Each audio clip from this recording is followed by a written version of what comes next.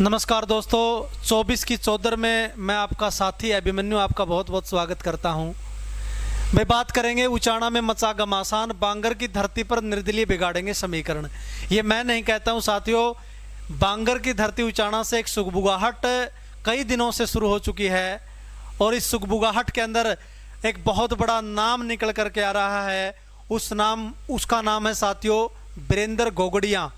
नुका अगर मैं सबके पसीने छुटवा रखे हैं। खास तौर पे अगर मैं बात करूं, बड़े राजघराने से ताल्लुक रखते साथियों चौधरी वीरेंद्र सिंह के सुपुत्र हैं ब्रिजेंद्र सिंह। पिछली बार जो है हिसार लोकसभा से सांसद भी रहे बीजेपी के, और बीजेपी छोड़ करके कांग्रेस में आ गए, हालांकि पुराने कांग्रेसी रहे हैं।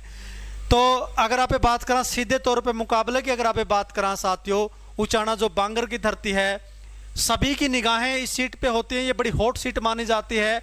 अगर मैं बांगर की धरती की बात करता हूं तो इस पे निगाहें साथियों, यहां पे सीधा का सीधा मुकाबला।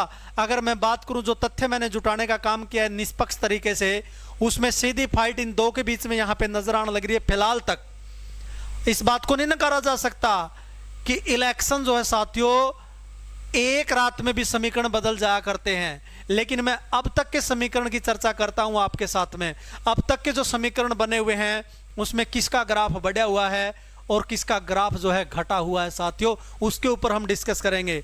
मैं एक बात क्लियर कर देता हूं साथियों, हम किसी की जीत और हार यहां पे तय नहीं कर रहे हैं। हम सिर्फ ये बता रहे साथियों किसका ग्राफ बढ़ा हुआ है, कौन जीत के करीब पहुंच सकता है।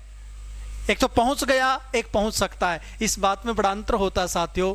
अभी तक जो हमें खबर मिल रही है बांगर की धरती से, जो तथ्य हमने जुटाए हैं, जो आंकड़े हमने जुटाए हैं साथियों बड़ी मेहनत करके, उनके आधार पर मैं बोल सकता हूं, चैनल को सब्सक्राइब जरूर कर लियो। तो यहां पे सीधा नाम आ रहा है, भूचाड़ ला के रख दिया है वीरेंद्र गोगड़िया ने। लगातार कटाक्ष कर रहे हैं राजघराने के ऊपर, लगातार प्रहार कर रहे हैं, लगातार शब्द बाण चला रहे हैं। और साथियों पिछले दिनों आपने देखा भी होगा, वीरेंद्र गोगड़िया जो है भावुक हो गए थे, इमोशनल हो गए थे। उसका सीधा असर पड़ा है, क्योंकि हमारे हरियाणा की जनता है, भोली भाली जनता है भाई हरियाणा प्रदेश की। इमोशनल होना किसी ने देख नहीं सकते, ये लोग बड़े सॉफ्ट हृदय के लोग हैं। तो वीरेंद्र गोगड़िया में मादा है साथियों, अर्थ डाउन टू अर्थ है, ये जमीन से जुड़े हुए हैं, किसान परिवार से ताल्लुक रखते हैं, और धुआंधार प्रचार इनका इलाके के अंदर चला हुआ है, अपने विधानसभा के अंदर चला हुआ है। तो फिलहाल तक की जो हमें बात यहाँ पे आंकड़े मिले हैं, वीरेंद्र गोगड़िया यहाँ पे अब चले हुए हैं, और उनके थोड़े से पीछे जो है वीरेंद्र सिंह के लड़के ब्रिजेंद्र सिंह, यानी कि नु माइनस को आप 55 में तो आप माइनस को हो वीरेंद्र गोगड़िया को। फिलहाल अगर 45 की बात करें, इन दोनों की बात करें, मैं एक बार इन दोनों के बीच में मुकाबले की बात कर रहा हूं, 45 में चल रहे यहाँ पे ब्रिजेंद्र सिंह। हालांकि ऐसी बात नहीं कि इनका अस्तित्व नहीं है, जो अगले चेहरे आपको दिखाई दे रहे साथियों, मैं इस बात को मना नहीं करता हूं, बिल्कुल भी मना नहीं करता हूं। हालांकि बड़ा इफेक्ट पड़ा है साथियों यहाँ पे दुष्यंत चौटाला की राजनीति पर। 2024 का जो विधानसभा का चुनाव है, जेजेपी का ग्राफ बहुत नीचे चला गया, इसमें कोई दो राय नहीं है। उठने में टाइम लगेगा, कितना लगेगा वो तो टाइम ही बताएगा भाई, लेकिन फिलहाल दुष्यंत चौटाला का ग्राफ जो है बहुत ज्यादा गिरा हुआ है। इस बात को जेजेपी भी जानती है साथियों। एक चुनाव लड़कर के अगले विधानसभा चुनाव तक जो है जान फूकने का काम ये पार्टी के अंदर कर रहे हैं। चुनाव तो लड़ना होता है राजनीति में बना रहने के लिए। अगला नाम आता साथियों, इस चेहरे को देख लीजिए, बड़ा मासूम सा चेहरा दिखाई देने लग रहा है। फोटो भी ऐसी ठहर रखी मेरे सहयोगी संदीप कुमार ने, जो पब्लिक मीडिया के एक प्रकार से जो ओनर हैं, बहुत अच्छे हमारे साथी हैं, उन्होंने तस्वीर भी ऐसी ले दी है दिलबाग संडील की, देख लो, बड़ा मासूम सा चेहरा नजर आने लग रहा है।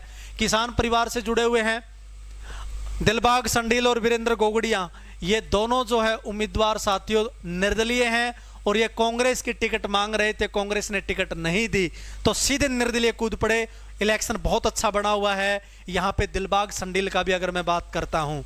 उसके बाद में बात आती है बीजेपी के जो प्रत्याशी है साथियों, देवेंद्र चतुर्भुज अतरी, बेसिकली कसूण गांव से ये बिलोंग करते हैं, शर्मा परिवार से आते हैं, यानी कि ब्राह्मण परिवार से आते हैं।